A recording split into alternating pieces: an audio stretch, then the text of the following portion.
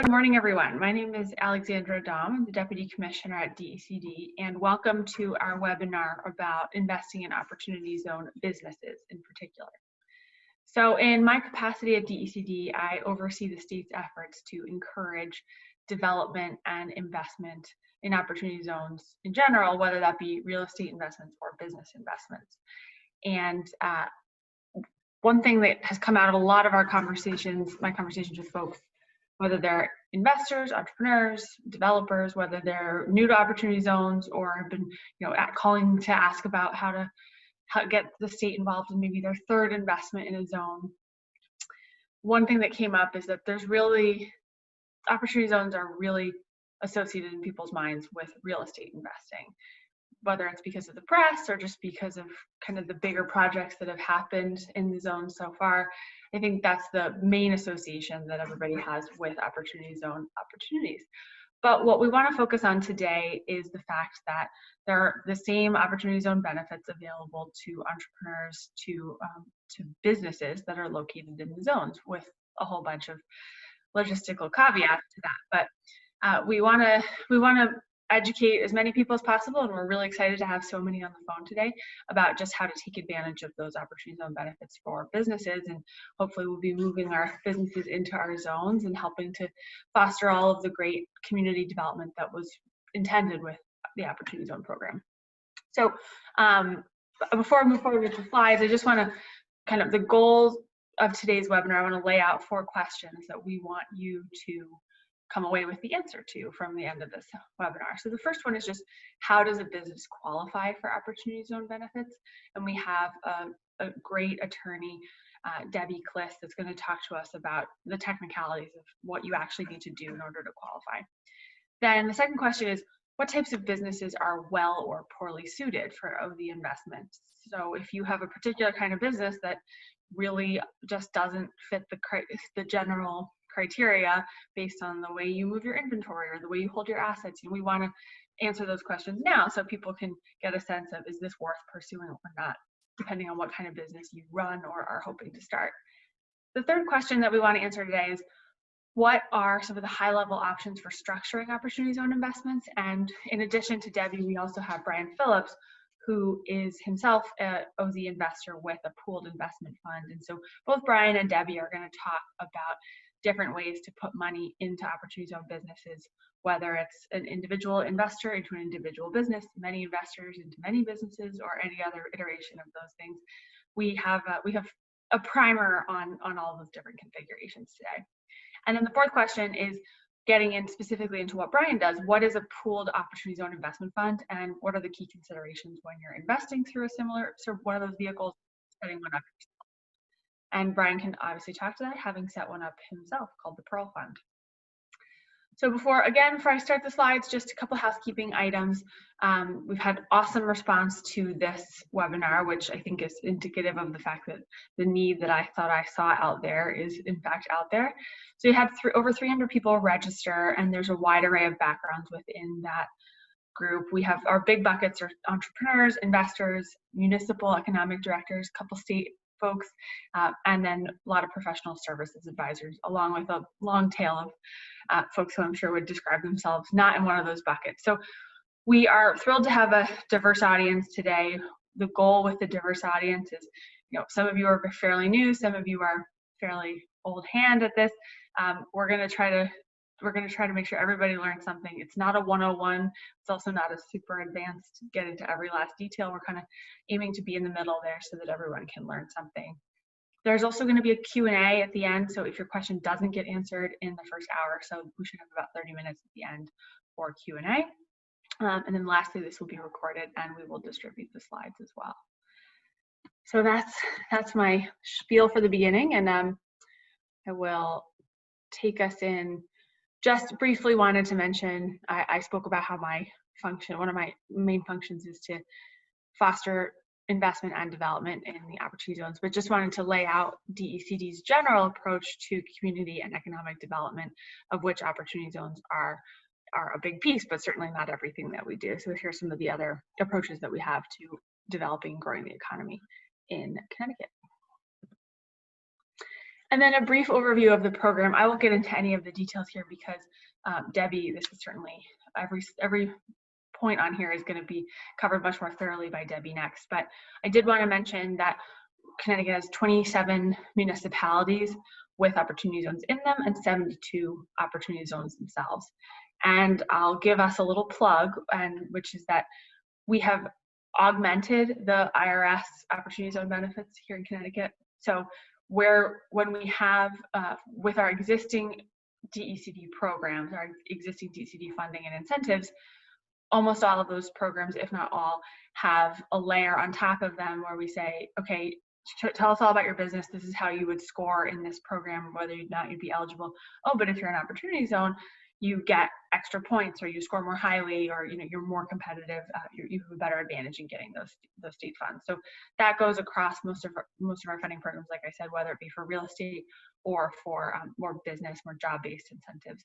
And I would encourage anyone who gets more serious along the path of either starting up a business or expanding a business in the zone, I would definitely encourage you to reach out to us and figure out if any of these programs are good for you or applicable to your business or even to your real estate project, if we have anyone on the phone who's on the line who's doing that. So brief stop at our map, would just give you a sense of the lay of the land of where the OZs are within the state. And then lastly, just to highlight that the state does have, DECD does have a very, we like to think it's very advanced, or certainly very helpful website specifically about opportunity zones. And so the screenshot on the bottom right here, you'll see that is a map, interactive map that shows you a good number of the properties, major properties in opportunity zones that are open, looking for investment or looking for a transaction of some sort. So I invite you to explore the websites URLs up at the top left, ctopportunityzones.com. My contact information is on there, and please reach out with questions about businesses, real estate, and anything opportunity zone related. So I'm going to jump in with that. That's sort of everything CT opportunity zone related from our point of view, but we're going to dive into both of our speakers, Debbie and Brian now, and I'll just give you a brief introduction to both of them so you don't have to hear from me in between the two. So we have Debbie today from Ramon Law, and as you see from her bio here, she has a lot of experience in lots of different transaction structures, lots of everything under the sun, it seems, but in particular for today's event, opportunity zone transactions, investments. And she's actually advised our second speaker, Brian, so she can talk about specific transactions that she's worked on with Brian today. So we're really glad to have her expertise, and she's going to get into some of the nitty gritty of, like I said, how a business qualifies and how you need to structure your LLCs and all that in order to properly take advantage of opportunity zone benefits. And then after her, we're going to have Brian Phillips, who's the managing partner of the Pearl Fund. We couldn't be luckier to have someone with such relevant experience for this topic today. He runs a tech-focused, opportunity zone-focused venture capital firm and has already done some examples of investments, and he's going to walk us through one of them today. He has a case study for us, so he will help us think about how you're structuring investments, and then all the way down to here's a specific investment, here's how he thought about investing in a particular company. So grateful for both of their time today, and I'm gonna turn it over to our great speakers. Thanks. Thank you, everybody. The Pearl Fund is the first opportunity zone venture capital fund in the country. We started very early to say, the law says you can invest in businesses or you can invest in real estate. I think there is somewhere, it depends on who you're talking to, between 800 and 1,000 opportunity zone funds that exist today. And I think there are about 5 that don't do real estate. 3 of those are Pearl funds. So we're sort of pioneering this new space. It's really exciting. We're glad you're all here and you're interested in this particular topic because there's not a lot of people talking about it, but I think it's a coming thing where we're going to really see a lot more activity in this space. Okay, next slide, please.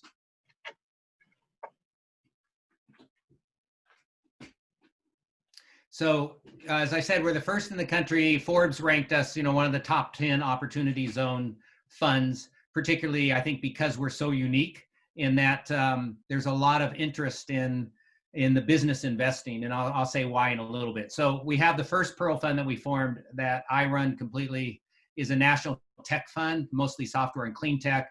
But now there's a Pearl Colorado Outdoor Fund based in Colorado that's funding venture communities that are in the recreational and outdoor industry, and a Houston-based wellness COVID fund just opened last week. So there are more to come. And what I kind of wanted to do is mention here that there are different types of these funds. So one is what we're seeing is location-based or thematic pooled Oz funds. So there may be somebody that says, we really want an Oz business fund, in our city or in our region, or in our state, in the state of Connecticut, and someone puts one together and says our mandate is only to invest in Oz businesses in that geography. But also sometimes people like our Colorado fund or our Houston fund are saying, I have expertise in a particular industry, so I'm going to build it and make sure that it is a fund that only invests in this category of Oz businesses. So you're free to do any of those. The other thing we're starting to see, and I'll talk about in a minute, is just special purpose vehicle OSB funds.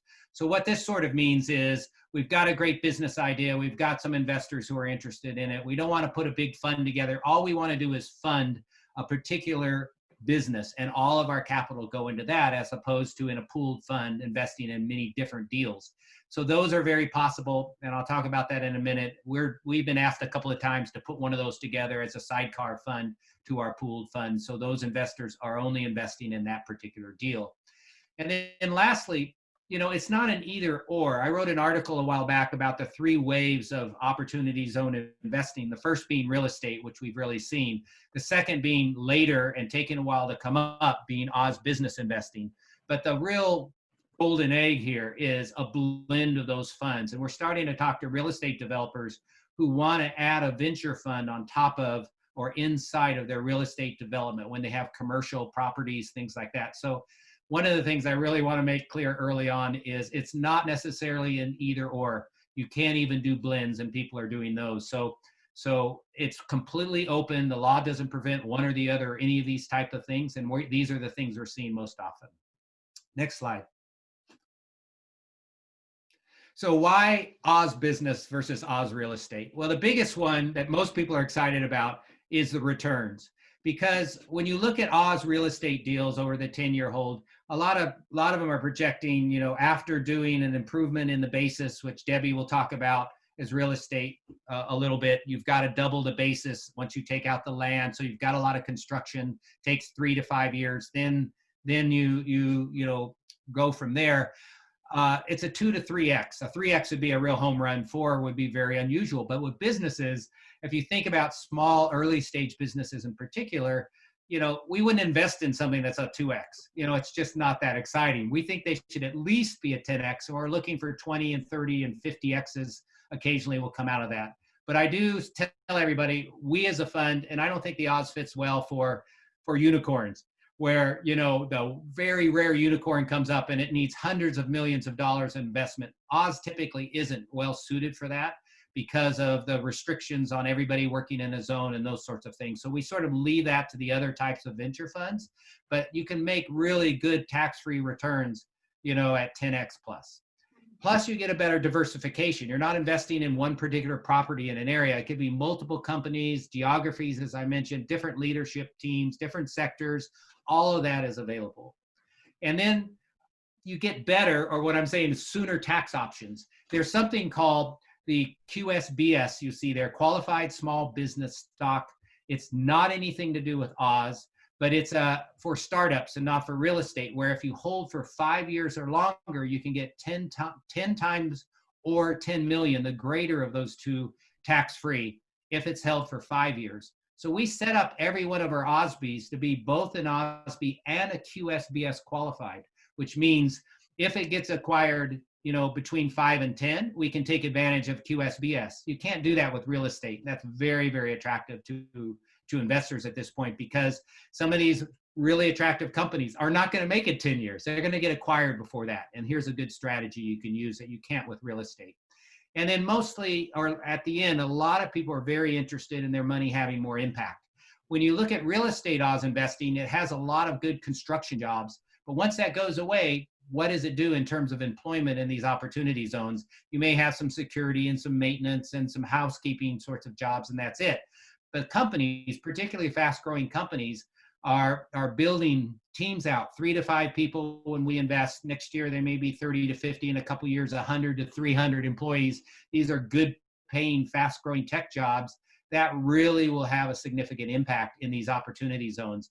And that's kind of one of the big reasons this whole law was passed. Next slide. So there's some unique terms with OSB that you need to know about that are different oftentimes with real estate. So I'll mention a couple of these things, and Debbie will a little bit later, but you know, for you to qualify for Oz, it can only be capital gains. And once you realize those capital gains, you have to put it in Oz fund within 180 days or you're going to miss out on this opportunity.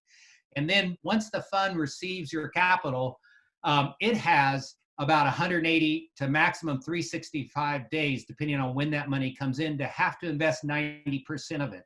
So you can't do capital calls. You can't hang on to this capital and wait for investments. You got to put this money to work right away. So that's the right thing, I think, because they want this capital not sitting on the sidelines. If they're going to give this tax advantage to investors, let's put money into these opportunity zones quickly and make it work and keep it there for 10 years. So that means funds, OSB funds, if you want to set one up, you've got to simultaneously be constantly raising money and deploying money at the same time. So it's doable. We can help with that, but you know, it's not like a normal venture fund. It's a bit harder, and you're always trying to measure how much you've got coming in and how much you need to deploy to meet these deadlines. So we've sort of created this idea of tranches for a fund. The fund stays open, but a tranche closes and we don't take capital for a little while until we make sure we can properly digest, you know, that capital into really good deals. Because if you don't, you're either going to have to put it into bad deals or you're going to start paying penalties to Treasury. So you just want to make sure and manage that properly. So we don't do capital calls.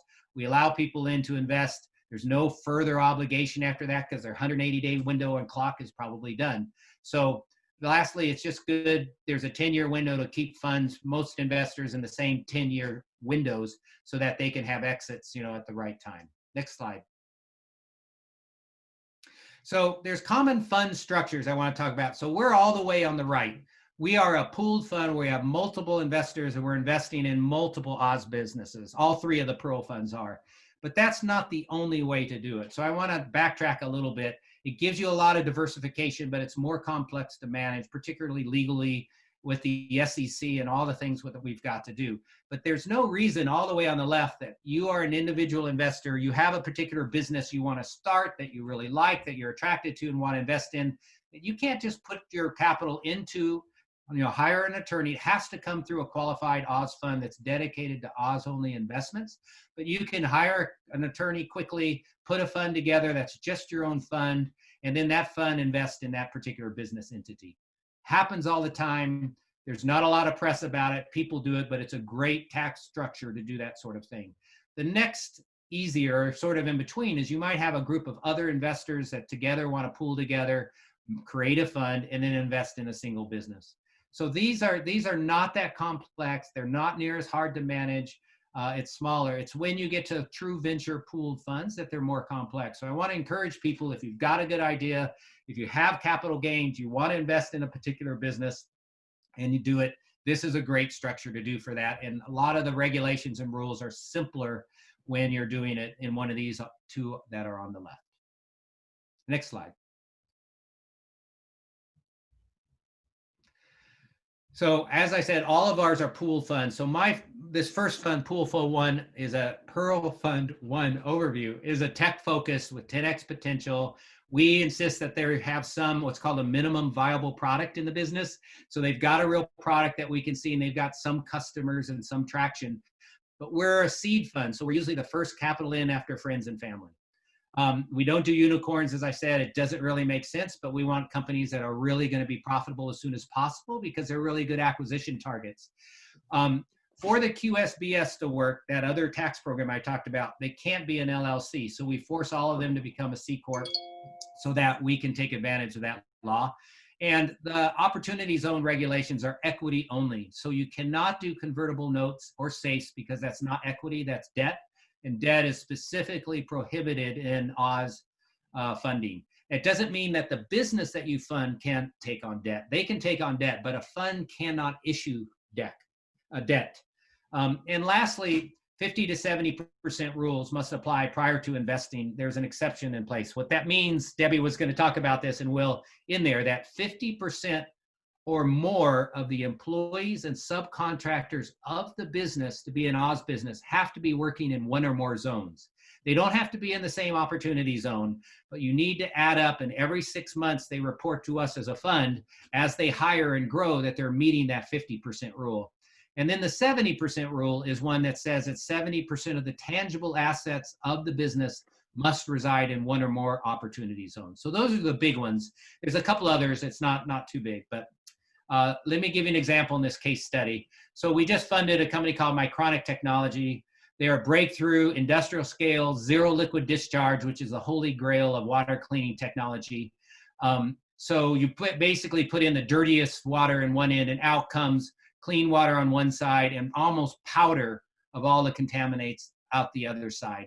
So this makes it easier to haul those off or dispose of those when it's drier and it's just powder in there. Dramatically reduces the cost, no chemicals, no filters. They're targeting some of these dirty things, but it's really interesting. It's a woman-founded CEO company, and they're located in rural southwestern Virginia in an opportunity zone that's really depressed because it was former coal and tobacco country. We're finding great deals in spots like this around the country. Next slide. So we had to get them Oz qualified. So this is an exercise. If you're going to invest in a business, you've got to make sure that they're Oz qualified. So not all of their staff are working in an opportunity zone. So you have to do a count on where are the contractors, where are the employees, and where are they working at. And the Oz law allows you to do this measurement, 50% or more working in or outside of the zone, either measured by the salaries and the cost of all of that, or by the hours worked. You get to pick one, and then you stick with that. But the other stickler here is they existed before the tax law was passed. So a lot of startup companies we invest in and we look at our new startups, this is not a problem, but they've been around a couple of years before the law passed. So what that means is you've got to go through an exercise of measuring all their tangible assets before the law and all their tangible assets after the law and have a schedule that shows that they've doubled their assets. So they had more in place, and so they didn't actually qualify, but we went through an exercise where our funding to go into the company, they were going to buy more equipment that then enabled by 12/31 of this year that they would have more tangible assets after the tax law was passed, so we're able to get the deal done. They did that by not only buying new things, but they found some stuff that needed to be depreciated, a couple of old assets from before then that they sold, so that then the numbers measured. So there are ways to do this. But then we also had to do an end-of-year audit to support this. So all of that is placed in our files. It's not reported to the IRS, but if we ever get audited, we want to make sure that this was an Oz business and it's not going to be disqualified and our investors have to end up paying taxes on a tax-free investment. Next slide. So once we committed, which is really nice, we got 2.5 times additional capital coming in from followers and co-investors. So one of the things is it's a little complicated, particularly on a company like this, but once Oz fund, that does things by the books with the right auditors and tax people and whatever else, then other types of funds, people, if you've created your own fund or whatever else, can then say now it's a safe investment as an Oz investment. So it makes us feel good about impact, that it's not only our money, but other people follow in. And we had actually $1 billion state of Virginia fund invest and follow us, and a group of angels from the University of Virginia then invest after us. So, that's kind of nice. And part of what excited them, not only Oz, but they have good metrics. These are really good businesses. So you can see some of the metric that, water is a really big market that's coming up. There's actually I don't know if you noticed that they've created an exchange traded fund now for water has been announced, which is alarming. So good company, good, strong, great potential, met at everything in terms of a business side, but then also we can meet it from an opportunity zone perspective. And it was just a great fit to put together. Took a little time to get done, but it can get done, and these things are possible. Next slide. So you'll get the deck sent to you soon, but you can reach out to me, see our links, and my email's down below if you have questions. Happy if you are interested in investing. If you have a company that fits our tech profile and a 10x sort of potential, we'll look at it. Or if you just need a little advice and good counsel, which Debbie was our counsel who put this together, you're about to see, or whatever. The more of us in this space, the better. So I'm happy to help others who want to, work in this particular space, because we need each other and we need to really grow this space. So thank you, everybody. Perfect. Thank you so much, Brian. Yeah, and this is exactly the case study that I think this type of case study is exactly what people need to see. And something you have said a couple times to me, which is good for everyone to remember, this was a good business to begin with. Yep. And it was a good business, and now you got the icing on the cake. You certified it as an opportunity zone business. Now you can attract other investment, but you probably would have invested in this if it wasn't in an opportunity zone and you weren't an opportunity zone investor. So I think that's one key takeaway for folks, that a lot of people that are spending a lot of time in this, I'll call it an industry, the mantra is sort of, and OZs don't make a bad business a good business, it just makes a good investment a great investment, I guess is a better way. So so I think that's a great take-home message, and so helpful to go through the mechanics of how you think about and certify and all that as you go through that case study. So thank you, Brian. And yes, I'll hand it off to Debbie. Already introduced her very wide variety of experience in this area. And yes, she was Brian's legal advisor, so clearly highly qualified. So Debbie, let's do a sound check. Can you hear me? Yes, perfect. Great. Thank you. Okay, take it away. Thank you, Alexandra and Brian, and hi, everyone. I had some technical difficulties that thankfully I overcame.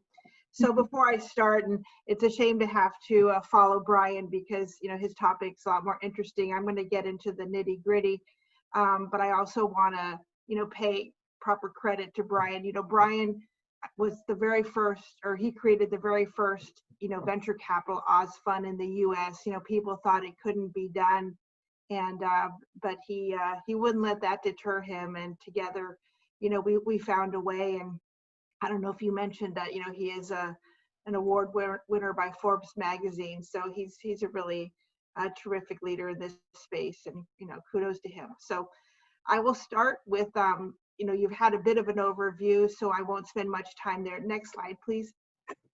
So my first slide just, reiterates, the genesis of the program and its emphasis on, Congress was looking for long-term investments. That's why there's the 10-year requirement, to get, maximum tax benefit, because Congress really wanted, people to put money into the zone and leave it there so it has time to, nurture and impact, because if there's the direct jobs that are created, but there's also that, indirect and induced jobs that are created when you invest in a zone, because, if you build up a business, then the people at that business spend money around them and it trickles to everything. So, but as probably Alexandria and Brian both mentioned, to get that benefit, you do have to invest through a fund. So that'll be principally what we're talking about today, is how to set up a fund and what does the fund need to look for in setting up a QOZ business. Next slide, please. So as many of you know, there are several tax benefits available. I like to use the mnemonic DRE, like Dr. Dre, because of D for deferral, R for reduction, E for exemption. So the tax deferral, if is pretty straightforward. If you had a gain this year in 2020, instead of including it on your 2021 tax return, your 2020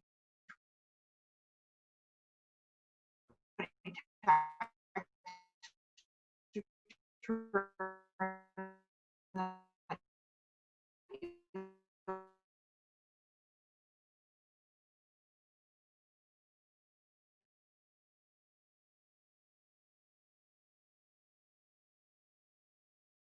20,000, you just have to reinvest. For some reason, my slides just disappeared.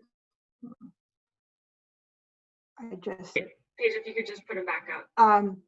The 2020. So you don't, like if like the 1031 program, for example, you have to roll over 100% of the gain as well as the original principal to get that tax benefit. One of the more cool and flexible things about the QOZ program is you only have to roll over the amount of capital gain you want. So if you want to recognize some of it and defer some of it, you can. So the R in DRE is reduction. So any investments now through the end of 2026 are subject to a 10% reduction or basis step up. So that's an extra benefit. And then the best one, I think, is exemption. So if you hold your investment at least 10 years, then there's no gain on sale. There's no depreciation recapture or anything. So it's the only thing that it doesn't apply to is inventory. So if you had inventory as part of your business, the sale of inventory wouldn't apply. But when you exited the investment after 10 years, no matter how much gain there is, there's no ceiling. 100% of that is tax-free. Next slide, please.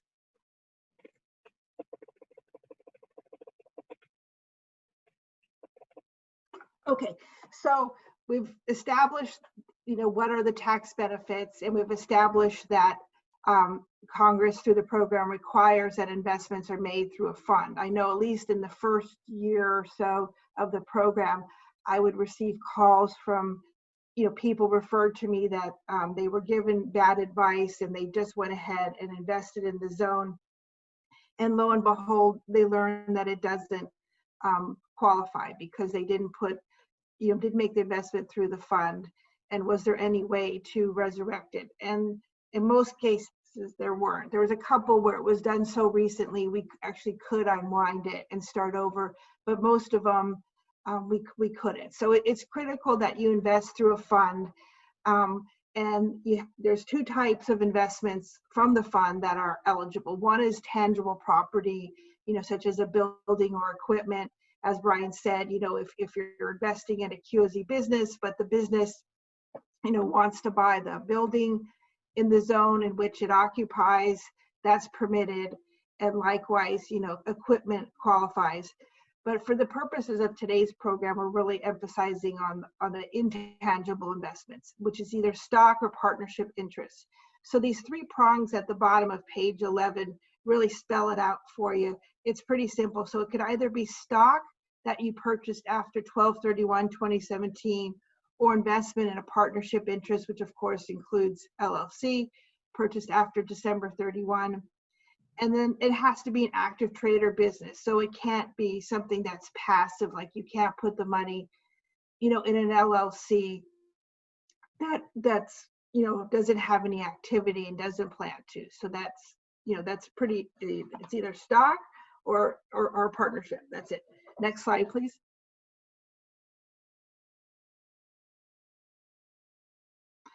So on this slide, this is pretty nitty gritty, but it kind of explains some of the analysis that Brian has to do when he's looking at, in a company, a company could be developing an app, or it's, a services business, et cetera.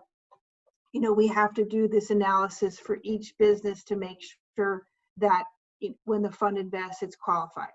So today I've seen all sorts of, businesses in which funds have invested.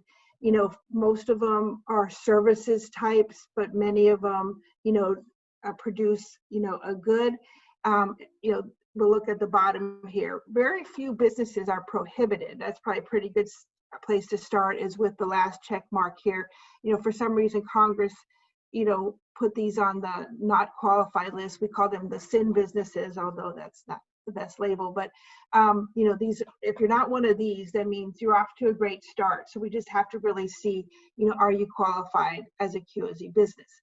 So the first thing is that it substantially all, which the IRS has defined as 70% of its property is intangible property, and at least 50% of its gross income must come from the active conduct of trader business in the QOZ. So that's the prong that's pretty sticky. That's the one where, Brian mentioned with the water company in which he invested. Some of the employees were outside and some were inside.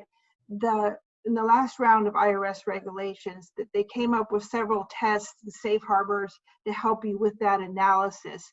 And the regulations actually come up with a great example that I like to use. They used the example of a landscape company.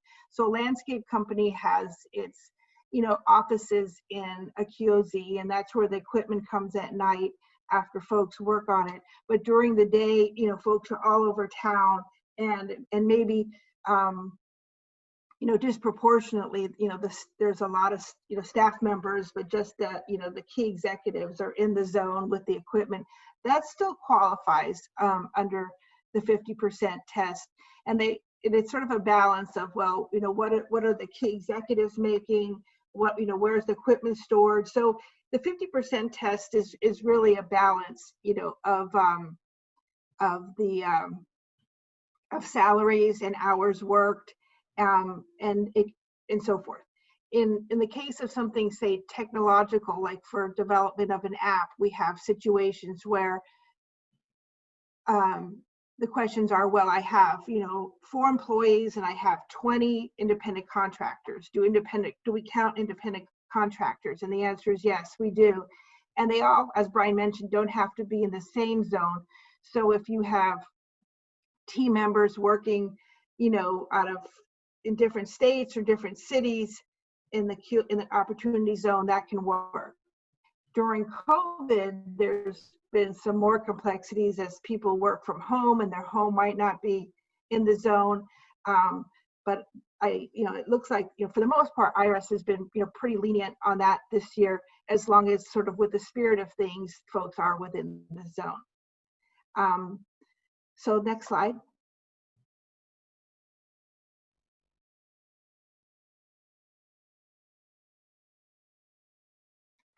Okay, so this has spent a little more time. So we talked about like the gardening business, or if you were developing an app.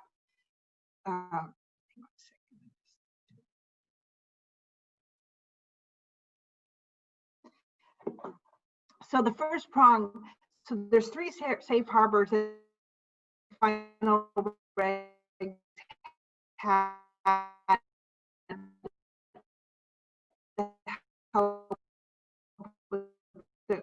and so forth. This is the kind of analysis that would be appropriate. So at least 50% of the services are performed within the QOZ. Well, that one's easy. So, and one of the ways to look at is that you look at the income for the year and where it was generated. And if you can show that it was within 50% was done within the OZ, you're done. So one's really an hours test, one's a money test, and one sort of the last prong is where is the property, where is the executive function. So the gardening example I told you about that was in the final regulations falls under that 3rd prong, where we look at management functions and the business. So one's an hours test, one's an income test, and one is where's the management, the executive management, and the business equipment held. And even if you don't, if the business fails to meet this, I mean, Brian and I sort of go with the view that before you invest in it, it really should qualify. And of course, if it doesn't, you can help it qualify.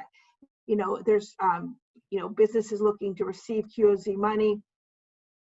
Many of them would happily move into the zone, which is what Congress hoped for, is to go ahead and set up there and help that surrounding area grow. Excuse me.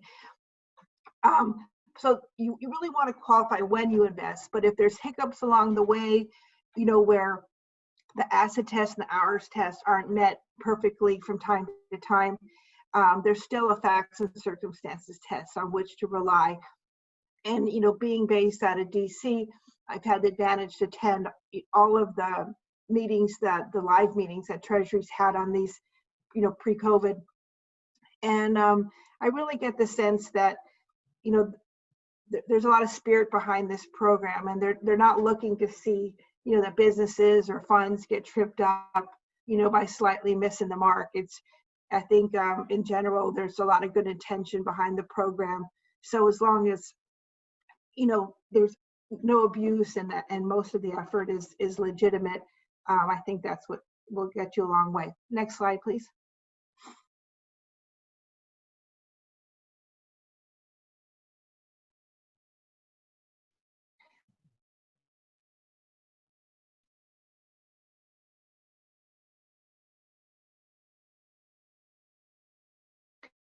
All right, so we've looked at property such as, stock or partnership interest, and we've learned about the type of businesses that qualify and the importance that the money, that either hours worked or money earned or equipment or management are in the zone, and that it's not, sort of a duplicitous arrangement. They want to, Congress wanted to make sure that that's really what all these tests are about, is to make sure that people are legitimately, operating in the zone. So the working capital safe harbor that is on slide 15 is a little bit different point. So once the investor has put their money in a fund, and now the fund, has the money to deploy, well, what happens next and what rules, apply there? That's what slide 15 is about. So we know, Brian and I think Alexandra have covered that, an investor has 180 days to, reinvest the capital gains to qualify. There were some extensions earlier this year because of the pandemic, and I think most of those are winding up by year end. So the investor puts their money in timely, and now, what does the fund do? Well, the fund generally has, about 6 months, with some exceptions, to reinvest that money. That's why Brian was saying, he doesn't, call all the money at once, or call more than he needs, because he can't, hold on to it for an extended period. And there are some exceptions. But what happens if, Brian, gives a company maybe more than they need right now? So when Brian has to, file semi-annually with the IRS, which we'll talk about in a little bit, to show that the fund is in compliance, and we look at the sort of the pro forma asset table of the underlying business, and they have cash sitting on their books, and so their cash isn't really being put to work.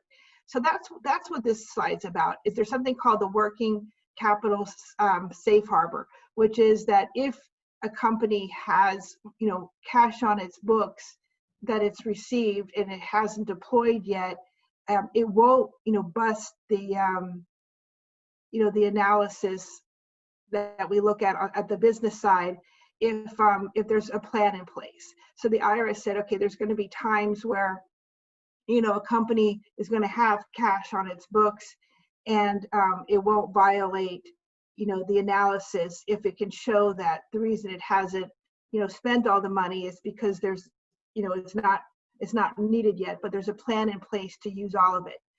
Because you can see, well, why this complexity? Well, you can see the potential for abuse. You could just start businesses and park cash in those businesses and not use it, or temporarily, benefits we talked about.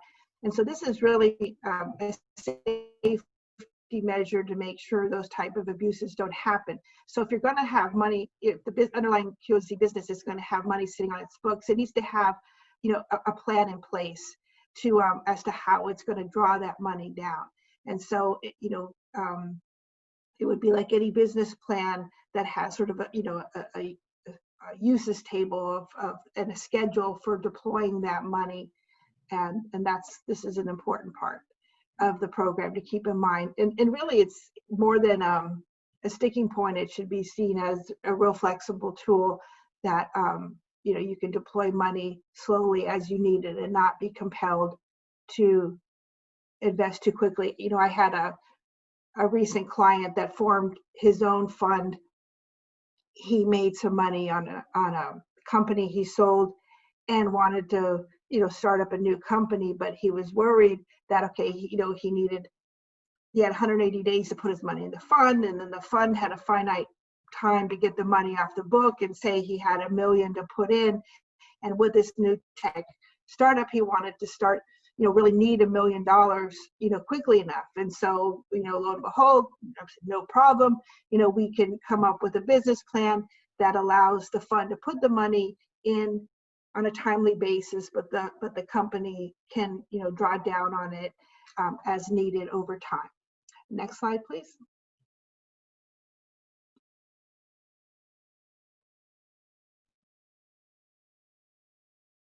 Okay, so this slide 17 is really about kind of going back to the funds a little bit. So what do these funds look like? You know, fund can sound like something really, scary, but it's really simple. So a fund is, in the fund and its underlying investment can usually be one of two structures. In Brian's slides, he had the three, but they were really a variation of the second tier here.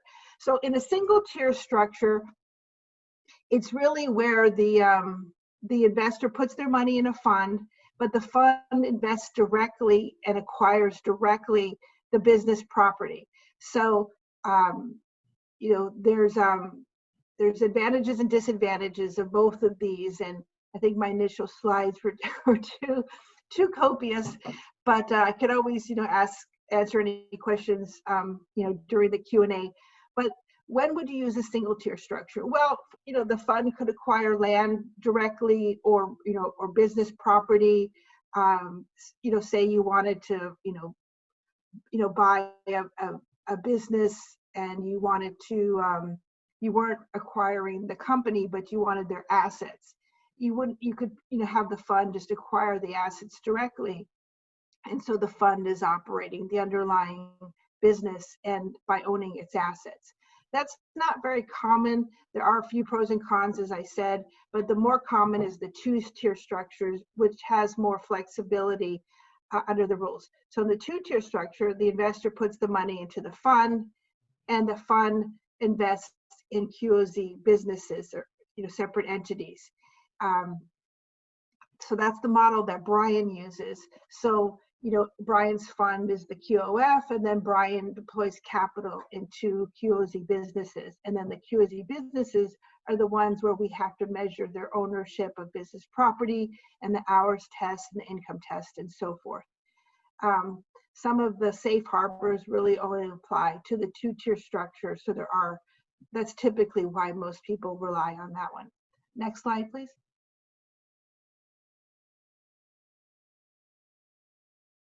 Okay, so as the prior slide showed, there can either be one-tier funds or two-tier funds, but most of the requirements are similar. So a fund, as we've talked about already, it's just an investment vehicle that is going to invest in qualified opportunity zone business property. A QOF must be taxed as a partnership or corporation for federal income tax purposes. That, in plain English, that means that your fund could be an LLC or a partnership, but you need two or more members so that it'll be taxed as a partnership or corporation. Most of the ones we form have been partnerships or LLCs. I haven't formed any as corporations because as an LLC or partnership, you get no corporate level tax and you get pass-through treatment. So on that fifth bullet point, QOF self-certifies. So what does that mean? So you don't have to apply to the government to be pre-approved as a fund. You self-certify. So there's different rules based on what time of year you form, but if you form the second half of the year, the first time you self-certified is on the last day of the calendar year. So if you formed one in December, your first form, it will form 8, I cited there 8996, will be effective as of 12/31, and you file it with your March 15th tax return or whenever you file it. And investors who have deployed their capital gains into a fund likewise will file a form with their first tax return due after they've had the capital gains, and likewise they'll report that they're invested in a QOZ fund, which is why they're not paying their tax on their personal tax returns. Some people have asked me about pre-existing entities, like, oh, I have this LLC that I've had and I don't use it anymore, it's clean, can I use it? And the answer is yes, you can, so long as it's a clean entity and it really shouldn't own any assets, or if so, negligible, because remember that 90% of a fund's assets have to be in QOZ. So if it has some de minimis intellectual property owned or something, that would be okay. But it's often easiest just to form a new LLC or LP to be your new QOF. And the last slide, in case someone was wondering, can a QOF invest in another QOF? And the answer is no. So, if you wanted to invest with Brian, but you wanted to do it through your own QOF, that wouldn't work. But you may co-invest with another QOF. So there's cases where, like, the water company in which ProFund invested, with Brian, another QOF could make an investment therein, and that would be fine. Next slide, please. So this one's really nitty gritty, and your eyes may roll back, but just getting a little bit more into how a fund qualifies. So we've mentioned a few times that 90% of the fund's assets must be in QOZ property. So they give you that little 10% cushion for non-QOZ assets. See what I've covered already. So what do they look at in there? As Brian said, a QOF cannot issue debt. It can only issue equity to its investors. So when the capital gain comes into the fund, the investor holds an equity interest in the fund. And when the fund deploys the money, it must deploy it in something that the Internal Revenue Code recognizes as equity. So it could be, common pref, it could be really, something new you create, as long as, it has the vestiges of equity. We talked about the third bullet already, and the fourth, let's see. So when twice a year, when the fund has to look at, its asset test. So in the case, let's talk about Brian. So Brian has to do his test. So he knows that 90% of his assets have to be in a QOZ. So from his underlying, investments from each of the portfolio companies, he'll request information from them, that they, provide to him either quarterly or semi-annually to just confirm about, under those hours tests and asset tests that we talked about, that they're in compliance. And he fills out the form 8996, which is not super complex. I think the more, if you had, many assets, and, then it might be a little more complex. But, this is a very, kind of a collaborative program. And so in the companies, a fund like Brian invests in, they're going to have, that type of transparency where the underlying company is, happy to provide the information that he requests semi-annually, and it's sort of incumbent upon them to track that for him. Next slide. Okay, exit strategy. So, we're kind of moving on the life cycle of a fund. So, at any point, say you're 6 years in, and, an investment in one of your companies through the fund has a great exit opportunity. So somebody wants to buy them, or they want to go IPO. You're not going to say no if it's a great deal. And that's one of the reasons Brian mentioned that the QSBS program, the Qualified Small Business Stock, it's sort of a backup measure. We know that to get the E and exemption in my drain mnemonic, you need to hold the investment for at least 10 years. But say it's only been 6 years, and you've got the company has a winning opportunity, they're going to take the opportunity. So what happens? Well, so the fund will distribute the income, on everyone's proportionate share, and those investors, will have to recognize gain that year just on the amount distributed, on that sort of pro rata portion of that investment that exceeds their basis. But then, if they made it through a qualified small business stock investment, it might be sheltered. Qualified small business stock exemption has been around for a long time, but it never had really, teeth to it. It wasn't especially user friendly. And the last few years, Congress has, put more, refined it to improve it. So as Brian mentioned, there's the ability to defer the greater of $10 million or 10 times your basis, which is pretty profound. But so that's really what, the exit is that either you wait the 10 years and then, exit that and everyone holds it. And that's the intention. Like every, opportunity fund, should have in its governing documents the intention that every investment is made for 10 years. So it's not something where, investors can, have a put right and come out, in a certain year, because especially if it's something non-liquid, it's not going to be feasible, to redeem out investors. They're going to have to hold it for the long haul. But then again, if something does become a unicorn or a great deal and there's a great exit, there's an opportunity to, just seize on that. Next slide, please. So the end part of the preceding slide 20 and then all of slide 21 really talks about, well, what do you do now? So you've exited the business, you've exited certain investment at year 6 because there was a great exit opportunity and it wasn't a qualified small business stock structure. So you have, these gains. What do you do?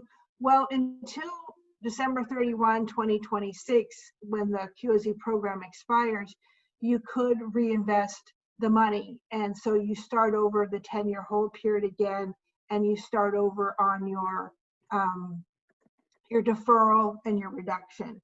So it's, it says there's a 180-day period for the taxpayer to invest. The prior slide had that. That's actually a typo there. It used to be 180 days, but in the final regulation, the IRS changed it to you have 12 months to reinvest the capital gains to get the new deferral. But again, you'd have to hold it for 10 years to get the exclusion.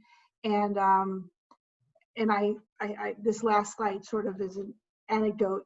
Reinvestment is sort of, not a terrible thing. So you've been in one investment and there's a great exit, you make some, good money on it, and now you can reinvest again. You can, see what new fund Brian has or any other investment that you seek, and you can kind of diversify your holdings.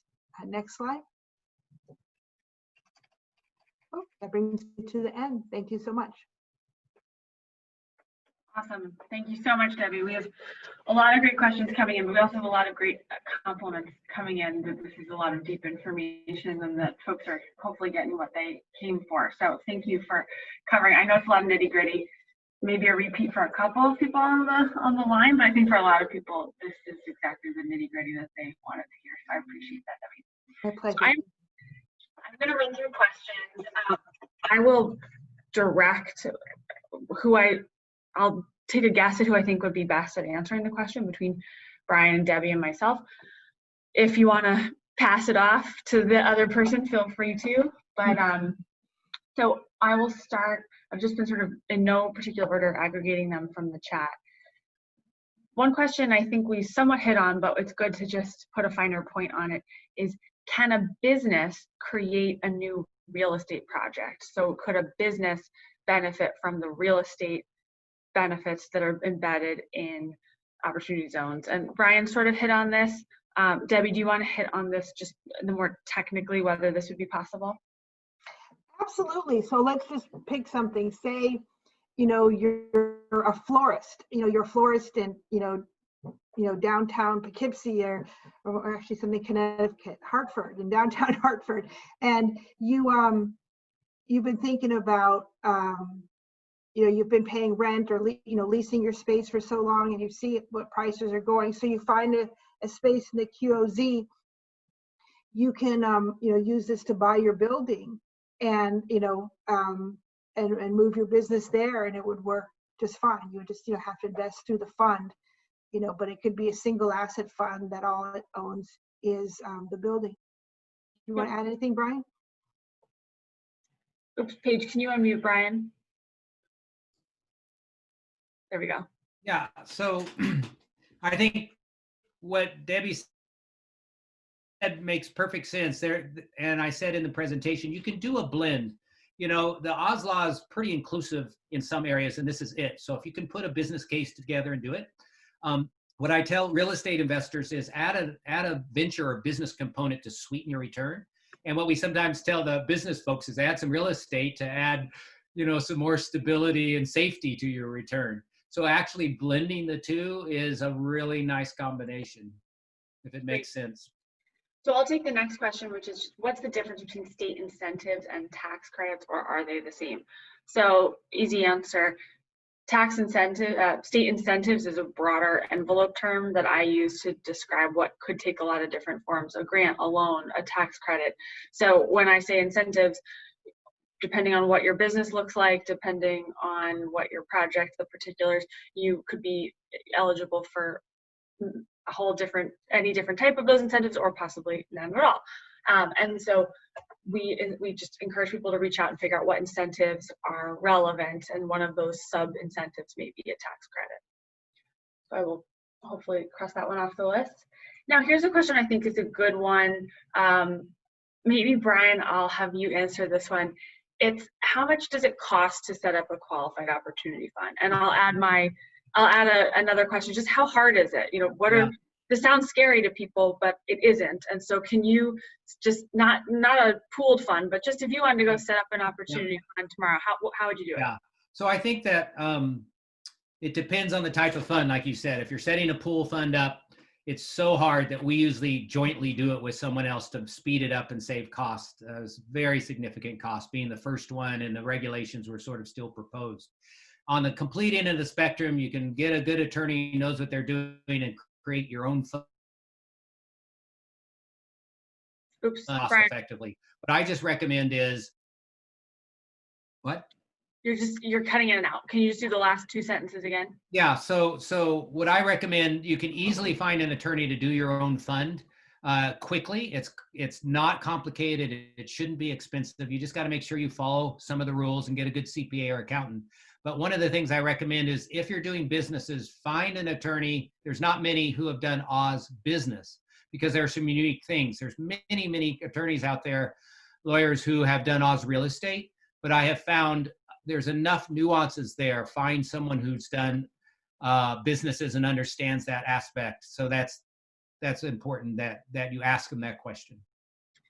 Yeah, and I'll just add here, not from an official attorney point of view, but you know, I think this person's probably asking, they're not asking us for a quote, but sort of, are we talking about $10,000 to set something up, or more in the $1,000 range? So I think if you're just talking, that one. Yeah, go ahead, Debbie. I think and Brian was, you know, right on the money. It really depends on what you're doing. So, you know, you can get from really simple to, you know, more complex. So Brian's in the more complex because he's doing multi-investor, multi-asset.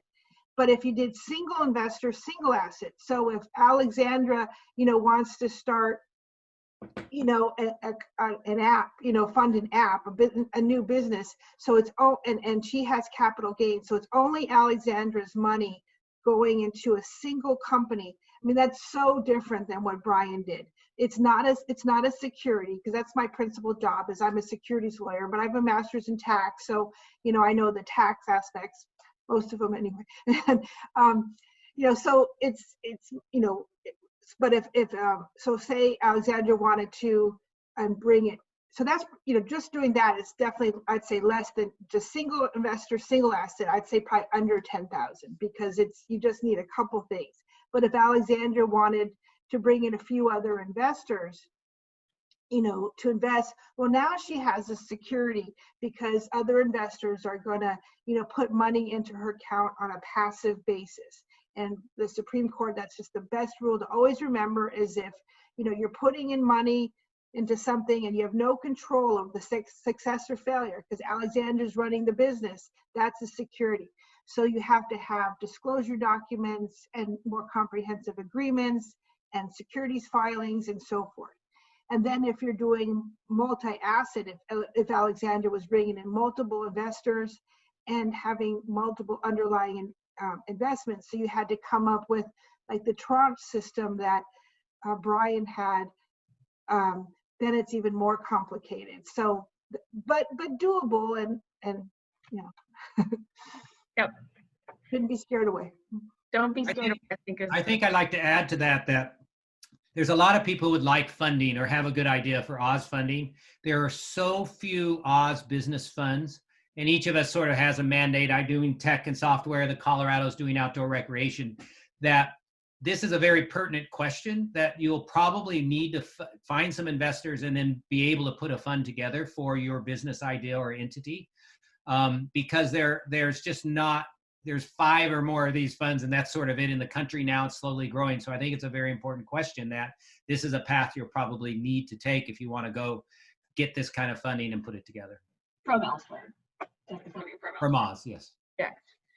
So, okay, now 2 related questions. Both have to do with just existing businesses and whether they can be converted or existing. So the first question is, if you already own a business, what are some of the ways that you can turn that business into an opportunity zone business? Obviously not getting into the particulars, but just what are some of the things that people should think about that have existing businesses that can take advantage of opportunity zone benefits? That's a good one for Brian. You want to get that one? So we get pitched all the time by people. So the biggest requirement is, are you working in a zone half or more of your employees or subcontractors? You can move into one. If you've got a storefront or some operation, that's pretty difficult, right? But we do software companies, and it's 3 people working out of each of their garages. It's pretty simple. So that's the big thing. Can you do that? And if you have a lot of assets, tangible assets, can you move those? Those are really the biggest ones. You can already be in existence, definitely. But before we put money in or any fund, should you become an Oz business, and then we do that, or you're going to in a short period of time with the capital. Great. So those are really the big ones. You're not in one of those industries that are forbidden as well, and that's kind of it. Yeah, so the short answer is yes, you can, but if you're willing to undertake some of the steps involved. And then the related question that came in was, what if you already own a piece of real estate in an OZ? How do you think about maybe using opportunity zone benefits for that existing piece of real estate? And Debbie, I'll give that one to you. Well, there's 2 pieces to that. I've encountered that a few times, because even though I do principally work in the venture capital side of QOZ, I definitely, maybe 30-40% of the time is it with real estate. It's doable, but less so for the sponsor. So say you bought a piece of land, and it's either pre QOZ program or since then, but you didn't buy it through a fund. There's really nothing that can benefit you as far as your own personal tax benefits, but you still could use it as a QOZ entity. So say you bought, some land with, that's mostly used as a parking lot in downtown Hartford, and there's a little old building on there, and you'd like to redevelop it. If it's in a QOZ, new investors, you could set up a fund or go through a fund and have, investors come in and to use it to improve the property, but you wouldn't be able to benefit it yourself. A lot of people says, well, what if I sold it to myself, or, so then it looks like I hold it new. And in the regulation, there's a 20%, cap on that. So I had a situation where a client, wanted to develop land through the Oz program, and he's doing so, but he was trying to get benefits himself. He says, well, what if I, sold it to myself or sold most of it? And the rule is it's a 20% cap. So you're allowed to own 20% of the vote and value yourself to get any QOZ benefit, but not more than 20%. And you have to be really careful structuring that. Yep. The next question, I think, is an easy one. Do you have to skill up the community or provide any other community benefits in order to meet the hiring requirements? So no, but When the Oz law was passed, they stripped out a requirement for reporting on hiring and social impact and those sorts of things. There's a very strong movement, and I think the Biden administration has already said they're going to add that back in. So there's not necessarily a requirement about education and training. You're just doing hiring, but they do want to begin to see what kind of economic impact, particularly in job creation, Oz's are having. So that's probably going to be added next year or soon to report that, so they can see how beneficial has this program been with all these taxpayers getting these huge benefits. Let's make sure it's really working. So it's sort of more of a measurement criteria than something that's has to be done. Now, I know there are certain Oz's that have great incentives that if you hire people, they'll give you education credits, they'll give you hiring credits. One thing I think is really important to emphasize is the Oz program, you can allow and layer on any other federal, state, local incentives. Any combination of those is absolutely fine on top of Oz. It's not prevented in any way. So there are communities around the country and states that have put together Oz attraction packages, on top of the Oz law to try to, compete. If a company is going to move into an Oz, let's have them move into our state's Oz as opposed to the other state next door or our community of those things. Those are all absolutely fine. And those can be built around existing programs that you guys might have. Yeah, and that just dovetails with what I mentioned at the presentation, but to reiterate, we have done, DECD has created extra sort of bonuses for businesses or real estate projects that are in opportunity zones. So we don't have a separate pot of money that's just for things in opportunity zones. That's a question that I get a lot, so I'll head that one off in this forum. But if you would otherwise qualify for one of our jobs-based tax credit programs, one of our programs that helps with environmental remediation for real estate projects, just to name a few, if you would otherwise qualify for one of those programs, most of those programs are competitive, and we give extra credit, extra bonus points as we're looking at the competition between funding possibilities. We give those OZ projects, businesses kind of extra credit. They have a leg up. So the benefits are enhanced by the state, and that's not the case in every state. I will give us a little pitch there. So we're definitely trying to make it even more attractive in our opportunity zones. So Debbie, I want to bring the next one to you. For the reinvestment that you mentioned, if you do have an exit before 10 years, does the reinvestment have to go through the same qualified opportunity zone fund, or could it be in another entity? Any entity. Okay. Any entity, any zone. As long as it's through a fund. Great. This was, I think, addressed in the chat. Can capital gains from 2019 still be invested by the end of this year? Debbie? No, I think that it depends. It might be possible. I'd have to double check, only because of the pandemic extension. So if Right. Companies, so if a partnership, sold an asset, it has a fixed, that the entity itself has a fixed 180 days. If the partnership distributes its income, through to, Julia and Parker, I see on the call, Julia and Parker have actually 2 dates. They can count 180 days from the distribution or 180 days from when the tax was due. So it's possible, or is it 180 days from the end of the year? I think it's 180 days. It's 180 days from the end of the year, isn't it, Brian? I think so. Where you're K1 because of a K1. Yeah, and so and because of the pandemic, the IRS issued like 2 or 3 notices this year, saying, well, if you were giving you through December 31, so it's possible. I'd have to have a smidge more facts, but it is possible. Can I add in here that if your 180-day clock expired April 1st or after of this year, you have until 12/31 of this year to do it. So if you happen to get the sale in December, November of 2019, your 180-day clock would fall in after April. You can go till December of this year. If you got a K1, then it would be in that window as well. So the issue is when does that 180-day deadline come? And if it came April 1st or after, you have until this end of this month to get That's it in. right. And there's quite a rush, I have to say, Yeah. of people all of a sudden, rushing in by this December deadline because of that rule. With the pandemic, gave a little extra time.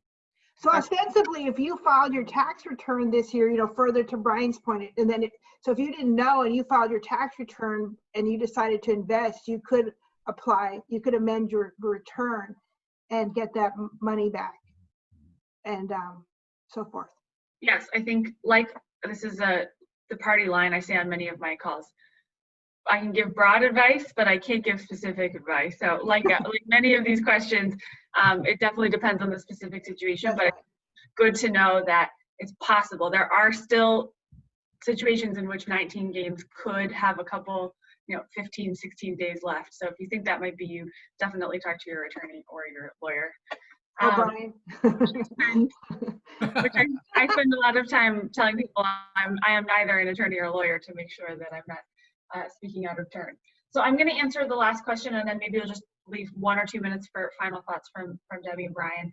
Last question is, does DECD help to put investors together to work on certain projects? And there was a couple other through there, how is DECD helping investors? So sort of on that theme, we have done a lot of work in the real estate side of things to help match up investors. So we've had in-person conferences when they were possible. We also keep in very good touch with economic development directors in the cities that have the most opportunity zones. And when we have an investor come in, we have an inventory of projects and properties that are available in cities that we can kind of match investors with who look for those same criteria. I'll say we are just like the industry, as Brian mentioned. I think DECD has a lot of work to do to be really robust in matching business investors and business ideas. And so this is the start of it. This is now a big focus of ours. I think we're guilty, just like everyone has been, of really focusing on the real estate side. So we plan to do more educational events like this, more in-person conferences, or if they continue to not be possible, events that have more of a networking component, like a conference would, to help match people. Pitch days is a great idea, where we can bring in folks like Brian and some other investors and just match them up with 10-minute pitches, or maybe 2-minute pitches, Brian would prefer, to get as many ideas in front of as many investors as possible. So those are all the types of things that are on the agenda, and it's definitely top of mind to help do the matchmaking. We're going to systematize it like that, but in the meantime, if you have an idea or if you're an investor, please reach out and we can get you in the more unsystematic system of just keeping the knowledge within DECD so that we can do that matchmaking. So it's definitely a mandate that we have in mind, and we hope to be fostering a lot of great investments and great businesses in the state.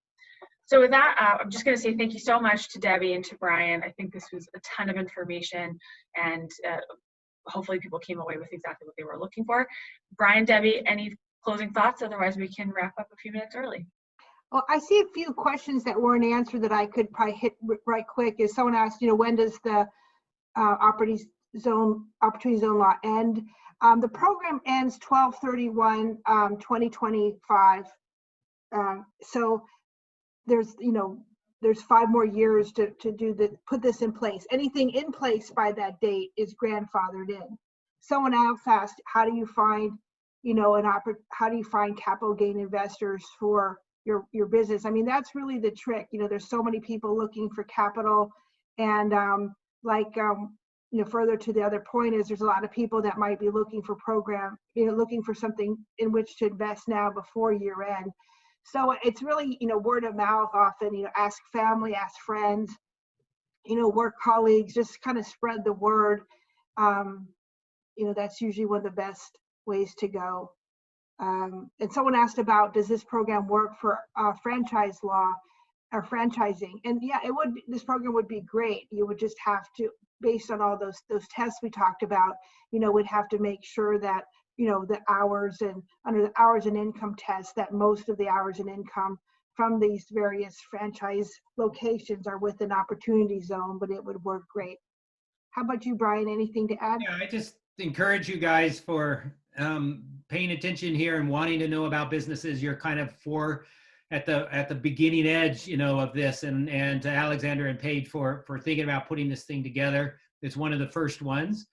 So you guys are ahead of the curve a bit, and I just encourage you that, you know, it looks a little complicated. We've done it. It can be done. There's lots of ways to do it. Get a little extra help and encouragement, but I think this thing will really grow over time. And in fact, there's quite a few proposed legislation in the middle of a pandemic and everything else, and the economy and small and medium businesses are struggling, that we've already got a tax law in place that was bipartisan that we might be able to build on and leverage. So if anything, I think there may be some tightening on some of the outliers of real estate that have, you know, done some things that the press writes about. But in the business, we're in the sweet spot, and we can really have a great impact on your communities by leveraging this. So encourage you and thank you for your time to pay attention to this, and we'll help how we can.